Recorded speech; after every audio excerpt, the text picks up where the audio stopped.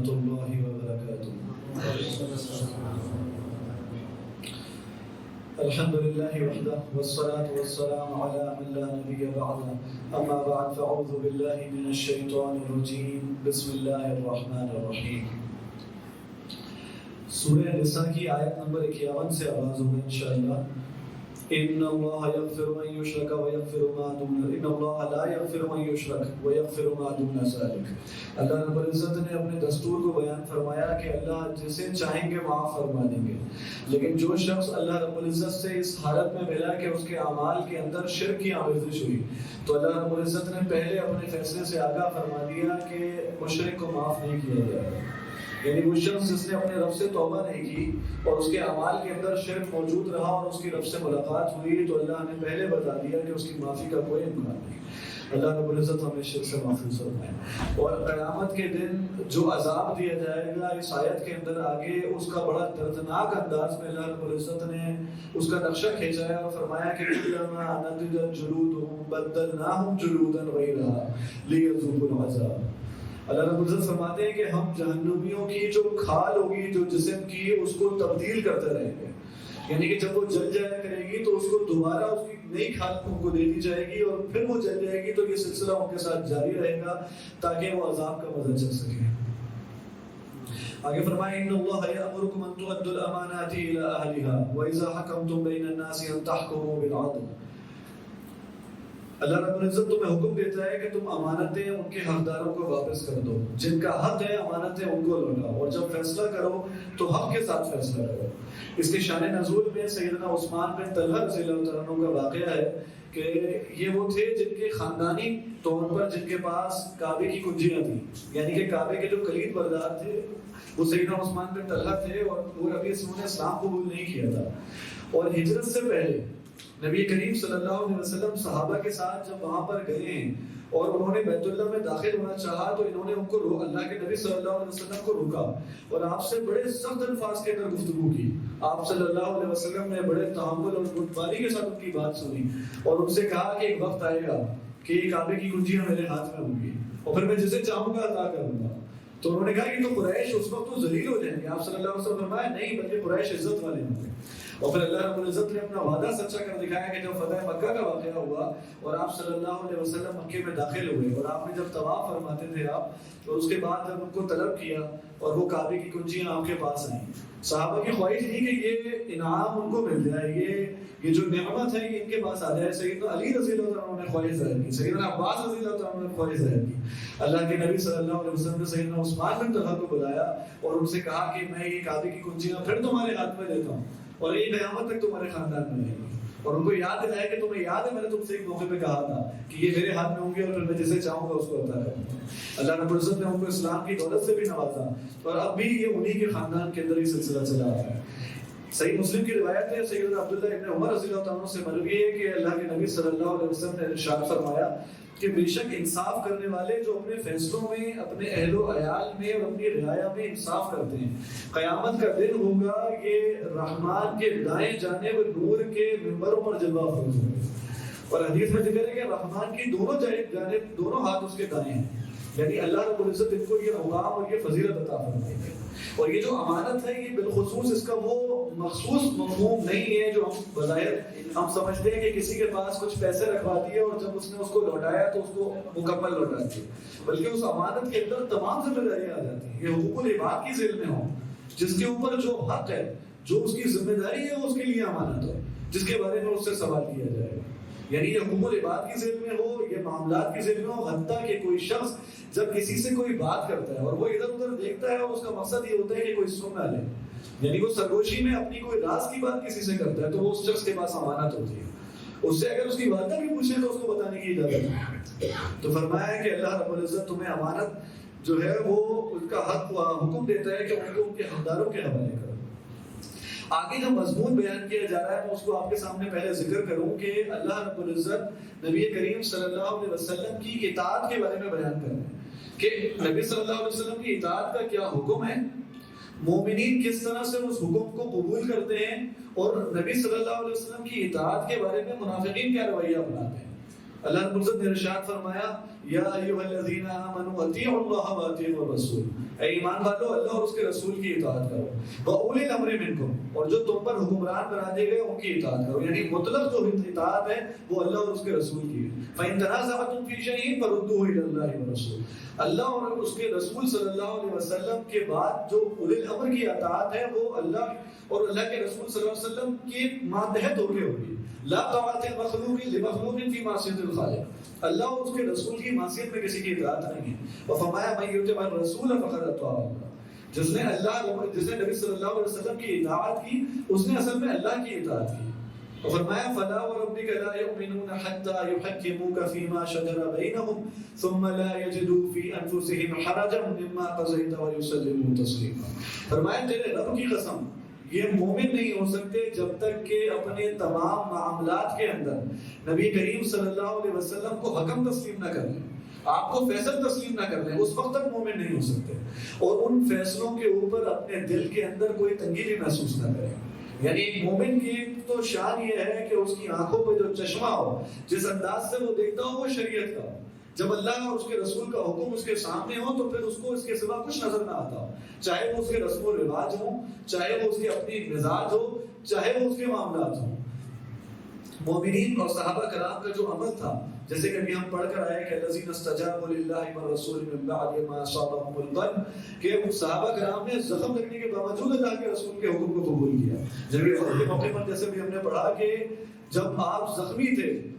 اس طرح کی شدید تکلیف کے اندر تھے، جب اللہ کے رسول کا حکم آیا کہ ہمیں پیش قدمی کرنی ہے تو وہ چل پڑے۔ اسی طرح سیدنا عبداللہ بن مسعود رضی اللہ تعالیٰ عنہ جب وہ داخل ہوتے ہیں، وہ واقعہ آپ جانتے ہیں، نبی صلی اللہ علیہ وسلم منبر پر جلوہ افروز ہیں اور وہ داخل ہونے لگتے ہیں اور ان کے کانوں میں یہ آواز آتی ہے کہ بیٹھ جاؤ، تو وہ احتیاطاً اسی جگہ پر، اسی دروازے کے داخلے کی جگہ پر بیٹھ جاتے ہیں کہ کہیں میں یہاں سے آگے بڑھوں اور میرے بڑھتے ہوئے قدم اللہ کی نافرمانی میں لکھ دیے جائیں۔ اس حد تک صحابہ کرام نے اطاعت کی اور کر کے دکھایا، اور ان کو جو انعام اللہ رب العزت نے دیا، فرمایا وَمَن يُطِعِ اللَّهَ وَالرَّسُولَ فَأُولَٰئِكَ مَعَ الَّذِينَ أَنْعَمَ اللَّهُ عَلَيْهِم مِّنَ النَّبِيِّينَ وَالصِّدِّيقِينَ وَالشُّهَدَاءِ وَالصَّالِحِينَ وَحَسُنَ أُولَٰئِكَ رَفِيقًا۔ اللہ رب العزت ان کو پھر نعمت عطا کرے گا، اللہ کے نبی صلی اللہ علیہ وسلم کی صحابہ جو ہیں، یہ صدیقین، یہ شہداء، یہ صالحین، یہ سب ایک ساتھ ہوں گے جنت میں۔ اللہ رب العزت ان کو یہ ان کو اللہ رب العزت فضیلت عطا فرمائے گا، کیونکہ جو جن کو فالو کرتے ہیں انہی سے متاثر ہوتے ہیں، انہی کی محبت دل میں ہوتی ہے، انہی سے انسیت ہوتی ہے، انہی جیسا ہم بننا چاہتے ہیں۔ صحابہ کرام فرماتے ہیں جب انہیں یہ معلوم ہوا اس حدیث کے بارے میں تو وہ کہتے ہیں کہ اتنی خوشی ہوئی کہ اس سے پہلے اتنی خوشی نہیں ہوئی تھی کہ المرء مع من احب، آدمی قیامت کے دن اس کے ساتھ ہوگا جس سے محبت کرتا ہوگا، تو وہ تو اللہ کے نبی صلی اللہ علیہ وسلم سے بے تحاشا محبت کیا کرتے تھے۔ منافقین کا عمل کیا تھا؟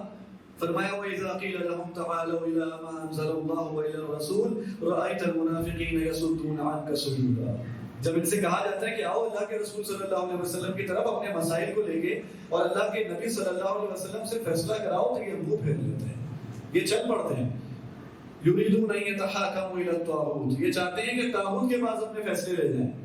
جو اللہ کی شریعت کے مقابلے میں قوانین ہوتے ہیں یہ اپنے فیصلے وہاں لے جاتے ہیں، حالانکہ ان کو حکم دیا گیا وقت امروا ان یکفروا بھی، جس کے انکار کا حکم دیا گیا تھا۔ آج بھی آپ دیکھیں نا کہ اگر بعض اوقات وراثت کے معاملات ہیں، وصیت کے معاملات ہیں، بالکل واضح ہوتی ہے شریعت کی تعلیمات کے، شریعت کا حکم موجود ہے، آپ فیصلہ کیجیے، کہتے نہیں عدالت چلتے ہیں، کیونکہ مجھے معلوم ہے کہ اگر شریعت کے مطابق فیصلہ ہو تو مجھے کچھ نہیں ملے گا، تو اس لیے ایسی جگہ پر چلتے ہیں جہاں پر کوئی ساز باز ہو کے میں اس میں سے کوئی حصہ حاصل کروں۔ اللہ تعالیٰ آسانی فرمائے۔ یہ مومنین کے صفت ہے کہ وہ اللہ کے نبی صلی اللہ علیہ وسلم کے حکم کے آ جانے کے بعد آنکھیں بند کر رہے ہیں۔ اسی انداز سے اللہ رب العزت جب قتال کا حکم دیتے ہیں، جہاد کا حکم دیتے ہیں، فرمایا وَمَا لَكُمْ لَا تُقَاتِلُونَ فِي سَبِيلِ اللَّهِ، تمہیں کیا ہو گیا کہ تم اللہ کے راستے میں قتال نہیں کرتے؟ وَالْمُسْتَضْعَفِينَ مِنَ الرِّجَالِ وَالنِّسَاءِ وَالْوِلْدَانِ يَقُولُونَ رَبَّنَا هَٰذِهِ أَخْرِجْنَا مِنْ هَٰذِهِ الْقَرْيَةِ الظَّالِمِ أَهْلُهَا وَاجْعَل لَّنَا مِن لَّدُنكَ وَلِيًّا وَاجْعَل لَّنَا مِن لَّدُنكَ نَصِيرًا، کہ تمہیں کمزور پکارتے ہیں، وہ کہتے ہیں کہ اللہ رب العزت ہمارے لیے کوئی اپنا حامی بھیج دے، کوئی مددگار بھیج دے کہ جو اللہ کے راستے کے اندر قتال کرے۔ اور فرمایا فَلْيُقَاتِلْ فِي سَبِيلِ اللَّهِ يَشْرُونَ الْحَيَاةَ الدُّنْيَا بِالْآخِرَةِ، وہ جنہوں نے اپنی زندگی کو آخرت کے بدلے بیچ دیا، انہیں چاہیے کہ اللہ کے راستے میں قتال کریں۔ اور ہم مومنین کے صفت پڑھ کر آئے کہ مومنین کس انداز سے جب اللہ کا حکم آ جاتا تو اپنی جانیں اللہ کے آگے پیش کر دیتے ہیں۔ اور اتنے سچے ہوتے ہیں اپنے قول میں، اتنے سچے ہوتے ہیں. سیدنا حرام بن ملحان رضی اللہ عنہ کے بارے میں آتا ہے کہ جب جنگ کے اندر وہ شریک ہوئے جہاد فی سبیل اللہ میں، اور جب کچھ مال غنیمت میسر آیا اور جب ان کا حصہ مقرر کیا تو وہ کہنے لگے یہ کیا چیز ہے. انہوں نے کہا میں تو اس لیے ایمان نہیں لایا تھا کہ مجھے مال غنیمت ملے، اور انہوں نے اپنے گلے کی طرف اشارہ کر کے فرمایا کہ میں تو اس لیے ایمان لایا تھا کہ مجھے یہاں پر تیر لگے اور میں اللہ کی راہ میں قربان ہو جاؤں. اور اسی موقع پر اتنے سچے تھے اپنے اس قول میں، اور ایسے اخلاص کے سچے تھے کہ اسی طرح ان کی شہادت ہوئی، اسی طرح ان کو تیر لگا، اور اسی طرح نبی صلی اللہ علیہ وسلم کی موجودگی میں وہ شہید ہو گئے. اور جب منافقین کا معاملہ آتا ہے تو وہ کہتے ہیں وَإِن مِّنكُمْ لَمَن لَّيُبَطِّئَنَّ فَإِنْ أَصَابَتْكُم مُّصِيبَةٌ. پہلے تو وہ تاخیر کر دیتے ہیں، اور وہ جب دیکھتے ہیں کہ اگر مومنین پر کوئی تکلیف آ گئی، جب ان کے ساتھی شہید ہو گئے، پریشان ہو گئے، تو کہتے ہیں قد انعم اللہ علیہ، اللہ نے بڑا انعام کیا ہم پہ، اذ لم اکن معہم شہیدا، کہ میں ان کے ساتھ موجود نہیں تھا. یا لیتنی کنت معہم فافوز فوزا عظیما. اور اگر مال غنیمت میسر آتا ہے تو کہتے ہیں کاش ہم ان کے ساتھ ہوتے تو ہمیں کچھ مال میسر آ جاتا. اللہ رب العزت نے فرمایا اینما تکونوا یدرککم الموت ولو کنتم فی بروج مشیدہ. یہ موت کے ڈر سے جو تم جہاد سے فرار اختیار کرتے ہو، تم کہیں بھی ہو، مضبوط قلعوں کے اندر بھی ہوگے تو موت تمہیں وہاں پر آ پکڑے گی. کیونکہ یہ رب سے کہتے کہ فلما کتب علیہم القتال اذا فریق منهم یخشون الناس کخشیۃ اللہ او اشد خشیہ. یہ ہم پہ قتال کیوں فرض کر دیا؟ اور یہ لوگوں سے اس طرح ڈرتے جیسے کہ اللہ سے ڈرنے کا حق ہے. اسی طرح منافقین کی علامتیں اس صورت کے اندر کافی تفصیل سے اللہ رب العزت نے بیان فرمائی، اور میں نے پہلے ذکر کیا تھا کہ یہ ہمارے لیے خصوصی طور پر ایک معاملہ ہوتا ہے کہ صحابہ کرام کا یہ معاملہ تھا کہ وہ ڈرا کرتے تھے. جب نفاق کی بات آتی تو وہ اپنے لیے ڈر جاتے تھے کہ ہمارے اندر کہیں یہ صفت تو پیدا نہیں ہو گئی. سیدنا عمر بن خطاب جیسے صحابی رسول جن کے بارے میں نبی صلی اللہ علیہ وسلم فرماتے ہیں میرے بعد کوئی نبی ہوتا تو عمر ہوتے، اور وہ جا کر جو آپ صلی اللہ علیہ وسلم کے صحابی رازدان تھے جن کو آپ نے نام بتا رکھے تھے کہ منافقین کون کون ہیں، ان سے جا کے پوچھتے اتنا بتا دو کہ میرا نام تو ان میں نہیں ہے. یعنی ایمان والوں کی تو ایمان کی نشانی یہ ہوتی ہے کہ وہ اپنے ایمان کے بارے میں اس قدر حساس ہوتے ہیں کہ کہیں ان کے اندر کوئی منافقین کی نفاق کی صفت تو شامل نہیں ہوگی. کیونکہ ایمان ایک ایسے شیشے کی مانند ہے، ایک ایسے شفاف شیشے کی مانند ہے کہ ذرا سی گرد پڑتی ہے انسان کے گناہوں کی اور اس کو دھندلا جاتا ہے، اس کی وہ ایمانی کیفیت سے جاتی ہے. منافقین کی ایک صفت کو بیان فرمایا اللہ رب العزت نے کہ وَإِذَا جَاءَهُمْ أَمْرٌ مِّنَ الْأَمْنِ أَوِ الْخَوْفِ أَذَاعُوا بِهِ. ان کے پاس کوئی خبر آتی ہے، امن کی ہو یا خوف کی ہو، یہ اس کو نشر کر دیتے ہیں. یہ تو بہت اچھے انداز سے اس دور میں ہم سمجھ سکتے ہیں. اللہ کے نبی صلی اللہ علیہ وسلم کی روایت ہے کہ فرمایا کہ انسان کے جھوٹا ہونے کے لیے کافی ہے کہ وہ سنی سنائی بات کو آگے بیان کر دے. اسی انداز سے آپ صلی اللہ علیہ وسلم نے معراج کے موقع پر جو منظر دیکھا جو نہایت دردناک منظر تھا، آپ صلی اللہ علیہ وسلم کو دکھایا گیا کہ ایک شخص کے جبڑوں کو چیرا جا رہا تھا، ایک لوہے کا کنڈا ڈال کے اس کو چیرا جاتا اور پیچھے کی طرف لے جایا جاتا، اور پھر وہ واپس اپنی اصلی حالت میں آ جاتا. اور جب آپ صلی اللہ علیہ وسلم نے پوچھا تو پتہ چلا کہ اس کا جرم یہ تھا کہ صبح میں ایک شخص ایک جھوٹ معاشرے میں عام کرتا، یہ ایک جھوٹ پھیلاتا اور پھر وہ پورے کے پورے معاشرے میں پھیلاتا. آج سوشل میڈیا، آج خبریں ہمارے پاس آتی ہیں، آج ہمیں تصدیق نہیں ہوتی، لیکن اپنی عادت کے بنسبت نہ چاہتے ہوئے نہیں اندازہ ہوتا اور اس کو پھیلا دیتے ہیں، اور کیا کچھ اس سے نقصان پہنچتا ہے اور کیا کچھ حالات ہوتے ہیں اور کس طرح سے افواہیں پھیل جاتی ہیں. یہ منافقین کی صفت ہے، اسے ڈر جانا چاہیے. ان الذين توفاهم الملائكه ظالمي انفسهم قالوا فيما كنتم قالوا كنا مستضعفين في الارض قالوا ولم تكن ارض الله واسعه فتهاجروا فيها. اللہ رب العزت فرماتے ہیں کہ بعض لوگ ایسے ہوتے ہیں کہ فرشتے جب ان کی روحوں کو قبض کرتے ہیں تو ان سے پوچھتے ہیں کہ تم کس حالت میں تھے. یہ وہ لوگ ہیں جو ہجرت نہیں کرتے. جب ہجرت کا حکم ہوا یہ دارالکفر میں رہتے رہے اور وہاں مطمئن رہے اور ان کے پاس کوئی شرعی عذر نہیں تھا، تو یہ فرشتوں سے کہتے ہیں ہم کمزور تھے،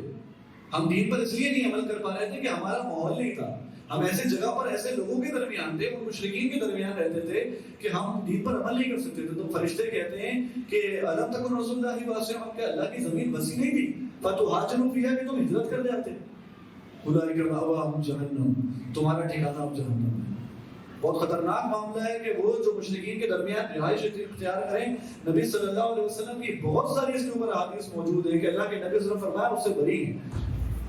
کیونکہ اس کے لیے یہ جائز نہیں ہے کہ وہ کسی خاص شرعی عذر کے بغیر ان کے درمیان رہائش اختیار کرتا ہے، بلکہ یہاں تک فرمایا کہ ان کی آنکھ بھی نظر نہ آتی ہو، ان سے اتنا دور رہنے کا حکم ہے. اور آگے صلاۃ الخوف کا بیان کیا گیا کہ وَإِذَا كُنْتَ فِيهِمْ فَأَقَمْتَ لَهُمُ الصَّلَاةَ فَلْتَقُمْ طَائِفَةٌ مِّنْهُمْ مَعَكَ وَلْيَأْخُذُوا أَسْلِحَتَهُمْ إِنَّ الصَّلَاةَ كَانَتْ عَلَى الْمُؤْمِنِينَ کتابا موقوتا. فرمایا کہ حبیب صلی اللہ علیہ وسلم جنگ کا موقع ہوتا ہے، سب سے نازک صورتحال ہوتی ہے، اور اس موقع پر اسلامی لشکر موجود ہے اور نماز کا وقت آ گیا ہے. اب ذرا سی کوتاہی اور غفلت انسان کے لیے، پورے مجمع کے لیے، پورے ایمان والوں کے لیے کس قدر نقصان دہ ثابت ہو سکتی ہے. اس موقع پر بھی اللہ نے جو حکم نازل فرمایا کہ وہ یہ فرمایا کہ آپ کے ساتھ ایک جماعت آ جائے جماعت کے لیے، نماز کے لیے، اور ایک جماعت پہرا دے رہی ہے. اور جب یہ پڑھ لیتے ہیں تو اسی نماز کے بعد ایک رکعت کے بعد یہ چلے جائیں، یہ ان کی جگہ پر چلے جائیں اور وہ پہرا دینے والے نماز کے لیے آ جائیں. علماء بیان کرتے ہیں کہ اگر با جماعت نماز سے کوئی رخصت جائز ہوتی تو یہ سب سے اہم ترین موقع تھا کہ جس کو انہیں کہا جاتا کہ اپنی اپنی نماز جس کو جب موقع ملے وہ پڑھ لے، جس کو جمع کرنی وہ جمع کر لے، جس کو پہلے پڑھنی وہ پہلے پڑھ لے، کوئی مسئلہ نہیں. لیکن اس نازک موقع کے اوپر نماز کی اہمیت کو اللہ رب العزت نے واضح کیا کہ اجازت نہیں ہے. اندازہ لگائیں آج اگر سحری اچھے انداز سے ہو جائے تو فجر کی نماز کے بارے میں آدمی سوچنے لگتا ہے. تھوڑی سی کیفیت، طبیعت تھوڑی سی نازک ہو، تھوڑا سا مزاج آج بہتر نہ ہو، آج سر میں درد ہو، انسان سوچتا ہے گھر میں ہی نماز پڑھ لیں. اللہ ہمارے بھائی کو جزائے خیر دے، وہ بڑی پیاری ایک بات کرتے ہیں. وہ کہتے ہیں کہ جب انسان کو سستی آئے اور جب اس کو یہ ہو کہ یار مجھ سے نماز کے لیے آج جانے کی ہمت نہیں ہوئی، اسے چاہیے نبی کریم صلی اللہ علیہ وسلم کی اس کیفیت کو یاد کرے جب آپ صلی اللہ علیہ وسلم کا آخری وقت تھا اور سیدنا ابوبکر صدیق رضی اللہ عنہ کو آپ صلی اللہ علیہ وسلم نے فرمایا کہ ان کو کہو کہ وہ جا کے لوگوں کو نماز پڑھائیں. اور سیدنا ابوبکر صدیق کی امامت کے اندر صحابہ نے صفے بنائے اور آپ صلی اللہ علیہ وسلم جب مسجد جانا آپ نے چاہا، پوری کوشش کی. نقاہت کا یہ عالم تھا کہ دو صحابہ کرام نے آپ صلی اللہ علیہ وسلم کو سہارا دیا اور اس انداز سے کہ جیسے ایک شخص کو اٹھاتے ہیں ایک طرف سے اور دوسری طرف سے دوسرے صحابی ان کو اٹھا رہے ہیں. اور وہ فرماتے ہیں، حدیث کے الفاظ ہیں کہ ہم نے دیکھا کہ جب آپ صلی اللہ علیہ وسلم کو لے جایا جا رہا تھا تو آپ کے انگوٹھوں سے زمین پر نشان مٹی میں پڑ رہا تھا. جیسے جب ایک شخص کو اٹھا کے لے جایا جاتا ہے تو کس انداز سے ان کے پیر زمین سے ٹچ ہو رہے تھے تو وہ مٹی کا نشان بنتا جا رہا تھا. اس موقع پر نبی صلی اللہ علیہ وسلم گئے، سیدنا ابوبکر صدیق رضی اللہ عنہ کے ساتھ کھڑے ہوئے اور پھر آپ کی امامت میں سیدنا ابوبکر صدیق نے نماز ادا کی اور پھر ان کے پیچھے امت نے نماز ادا کی. انسان ایک لمحے کو تصور کرے گا میری ایسی ہی کیفیت ہے کہ میں اٹھ کے جا نہیں سکتا ہوں، تو پھر وہ بآسانی سمجھ سکتا ہے اور اس کے ذریعے وہ اپنے آپ کو، اپنے نفس کو قابو میں رکھ سکتا ہے. فرمایا وَمَن يُشَاقِقِ الرَّسُولَ مِن بَعْدِ مَا تَبَيَّنَ لَهُ الْهُدَى وَيَتَّبِعْ غَيْرَ سَبِيلِ الْمُؤْمِنِينَ نُوَلِّهِ مَا تَوَلَّى وَنُصْلِهِ جَهَنَّمَ وَسَاءَتْ مَصِيرًا. کہ جو اللہ اور اس کے رسول صلی اللہ علیہ وسلم کی مخالفت کرے باوجود اس کے کہ اس کے پاس ہدایت آ چکی ہے، اور وَيَتَّبِعْ غَيْرَ سَبِيلِ الْمُؤْمِنِينَ، مومنین کے راستے کو چھوڑ کر کسی اور راستے کی اتباع کرتا ہے تو ہم اس کو اسی طرف لگا دیتے ہیں، بس وہ اسی طرف پھر جاتا ہے اور پھر اس کا ٹھکانہ جہنم ہوتا ہے. یعنی دو ہی راستے ہیں، ایک تو اللہ کے نبی صلی اللہ علیہ وسلم، صحابہ، صدیقین، شہداء، صالحین یا مومنین کا ایک راستہ ہے، اور اس کے مقابلے میں صرف شیطان کا راستہ ہے. اَفَتُؤْمِنُونَ بِبَعْضِ الْكِتَابِ وَتَكْفُرُونَ بِبَعْضٍ. یہ معاملہ نہیں ہو سکتا کہ کچھ تو ہم اس طرف آ جائیں اور کچھ اس طرف چلے جائیں. تو جو مومنین کے راستے کو چھوڑ دے گا، سلف صالحین کے راستے کو چھوڑ دے گا، تو پھر وہ یقینی طور پر شیطان کے راستے کو اختیار کرے گا. اللہ رب العزت ہمیں توفیق عطا فرمائے.